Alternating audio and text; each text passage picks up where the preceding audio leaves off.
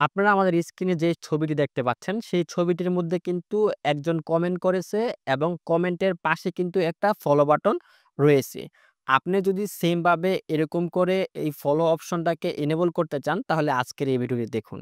আজকে আপনাদেরকে কিছু স্টেপ বা কিছু সেটিংস আনলক করার মাধ্যমে কিন্তু এই কমেন্টের পাশে ফলো বাটন এড করার প্রসেসটা জানিয়ে দেব।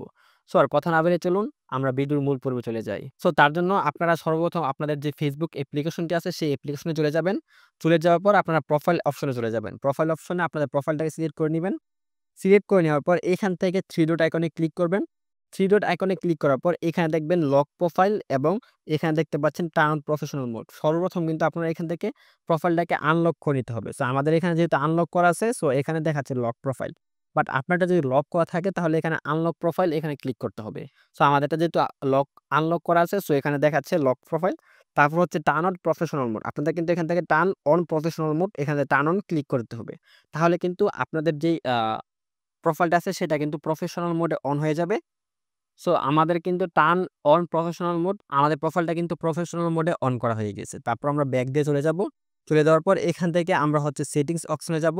সেটিংস অপশন থেকে এখান থেকে আমরা কিছু সেটিংস এনেবল করে নেব। আমরা সেটিংস অপশনে যাচ্ছি।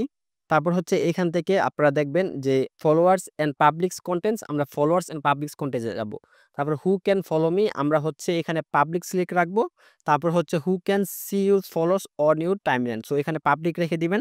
তারপর হচ্ছে এখান থেকে who can see the people এখান থেকে প্রত্যেকটা অপশন আপনারা পাবলিক লিখে দিবেন। পাবলিক রেখে দেওয়ার পর তারপর হচ্ছে আপনারা ব্যাক দিয়ে চলে যাবেন। ব্যাক দিয়ে চলে আসার পর এখান থেকে পোস্ট অপশনে ক্লিক করবেন।